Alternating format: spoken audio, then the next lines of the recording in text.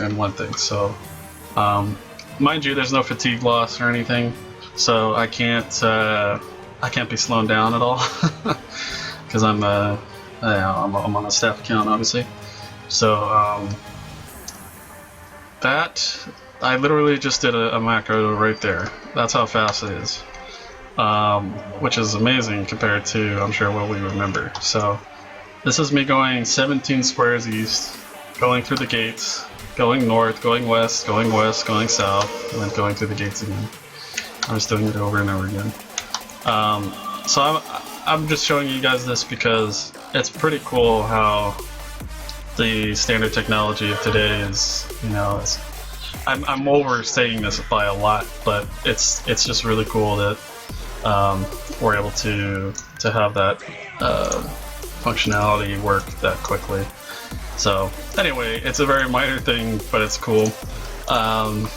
And once we get a lot more of you guys online in the future, we'll be doing small tests and fun things like that, where I'll kind of lead you guys through a couple of testing moments, basically short testing phases, and we'll just kind of test the strength of the server and the connections.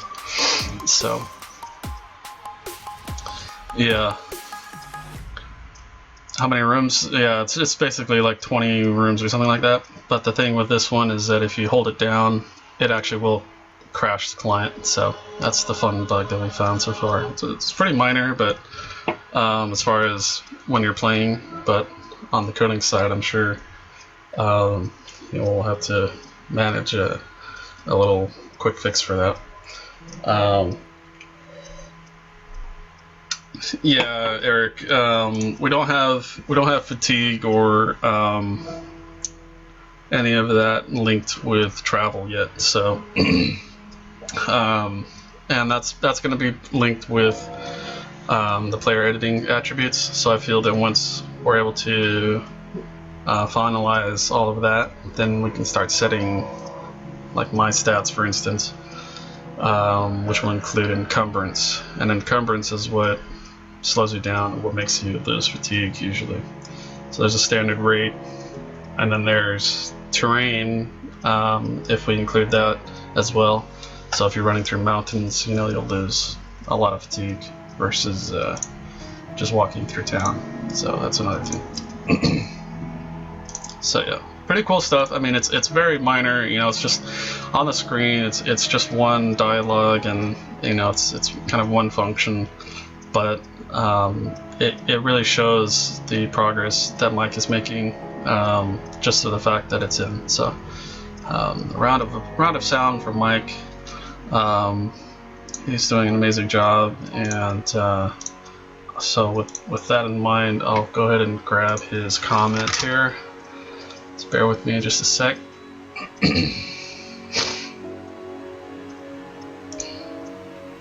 I'm sure most of you probably have seen this, but I just wanted to put this on the stream as well, because he wrote a nice little paragraph. Where is it?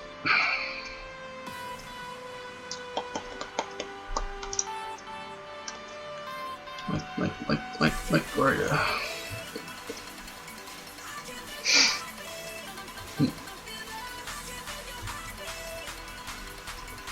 I've gone blind, I can't see it. Oh, there it is.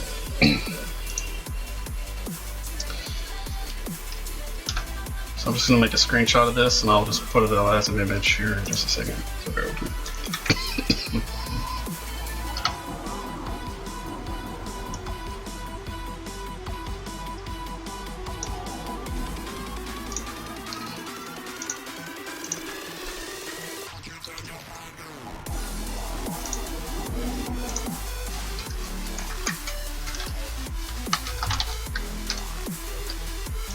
Okay, I got the image. Just gonna post it.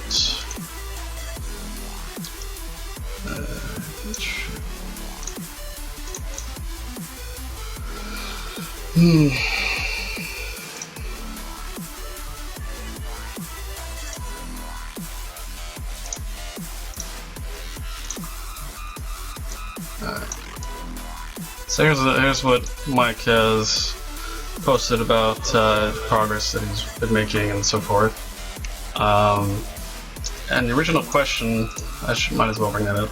We had a post that was worried that since the Twitch stream videos, they dissipate after a matter of weeks just to save bandwidth on their site. So since we hadn't streamed in a couple of weeks, they were gone. He was worried that the project was canceled, which is obviously very silly.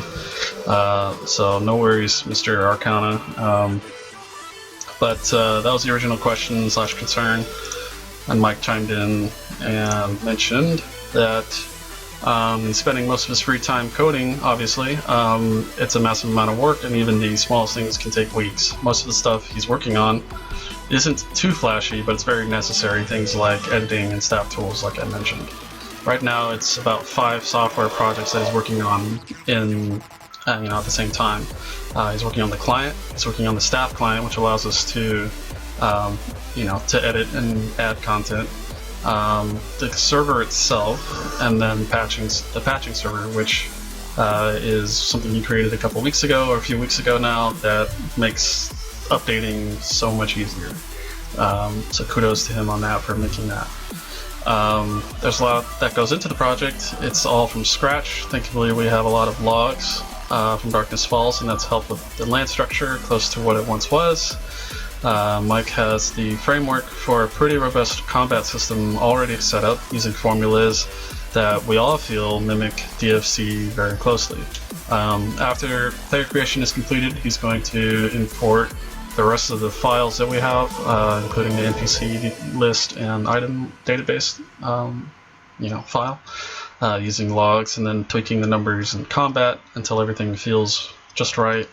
But it's still a long ways to go for him to do all of that. He appreciates everyone's patience, as I do as well. And if anybody, here's a keynote here, if anybody decides to donate a large amount of money, he'll gladly make it his full-time job to, get Darkness Rises out sooner and just have more updates come more swimmingly. So yeah, that's straight from Mr. Programmer himself. Many thanks to Mr. Bogus for all that he does, as usual, etc., etc. Okay, so there's that. That's the official word from our programmer. He is our pretty much our leader at this point. So take it from him. Okay. So that's that. And I guess while we're on that subject, we do, as far as donating, or funding the project, we've made many strides with our small community here, which is amazing. We weren't expecting it, and we got a lot of extra things as well, like the original artwork. I still remember that day very well. I was grinning from ear to ear, and we had this cool art. So it was an awesome day, and the experience of creating this project with and for you guys has felt nothing less than that. So, but on that subject of funding, in the back of our minds, we are thinking of doing a Kickstarter. So, keep that in mind. I don't know when that'll take place, but we're getting kind of serious about what we want to do here. So, if you have any thoughts on that, or any ideas or anything, any contributions, feel free to chime in on that. What you guys think? Like, how well would I already know what I think, but how well do you guys think? Would a Kickstarter project do for a game that kind of has a lot of history to it? We have a community that's strong. We have a game that originally was created by a pretty large company and has a lot of history. It has a lot of kind of drama history to it as well, if you will. Things like that. And I think that, personally, I feel that the game itself, Darkness Falls, the original, and of course the Crusade, really has its place in kind of the history of online gaming. So I feel that we can really, for lack of a better sounding term, kind of ride the coattails of kind of the fame, if you will, and at least in our eyes, to kind of gather attention on Kickstarter, and then kind of use that to say, hey, look, we're a genuine group of people that really want to create a passion project and actually get serious about it, and this is what we want to do. So anyway, that's in the back of my mind. We're talking about that a little bit here and there.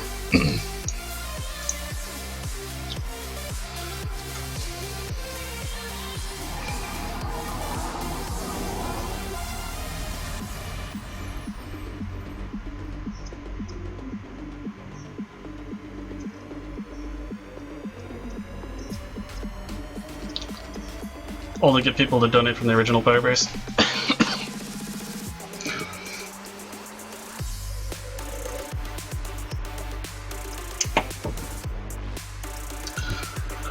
We're looking. Yes, the idea of free to play versus subscription is honestly it's not decided yet. We are recreating a lot of, if not all of, the assets, purely because it's a new project, and also because we just want to cover our bases, just in case anybody were to come out of the abyss, literally, and say, hey, we see that you guys have created this based off an old game, and you're using blah blah blah that's under this copyright that's been under a rock, under a cavern, deep in the snow for thousands of years, kind of thing. So, because that's what it is. But in the case of, in the very small chance that were to happen, we'd be like, okay, well, that's fine, because we've recreated everything. So that's kind of been our motto for this project, as far as legality goes. So with all of that in mind, we are excuse me, Jesus, that sounded terrible. We are looking to possibly have a small subscription, but again, we really have not decided. We don't, ultimately we want to just have the game up and running. But I think just for the sake of covering server costs, just that there's, no money out of pocket kind of thing. But if we do get serious, if we do dive into it, in the kind of financial aspect of it, then I would expect to see a small subscription fee. Sorry, that was a long-winded explanation, but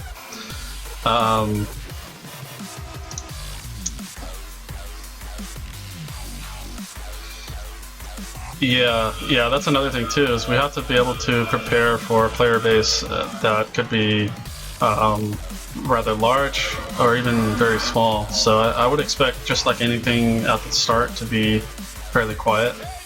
But it, could be totally wrong on that. But we need to be prepared for any outcome. So as it is right now, the server is really strong, really fast, so it can host a lot of people.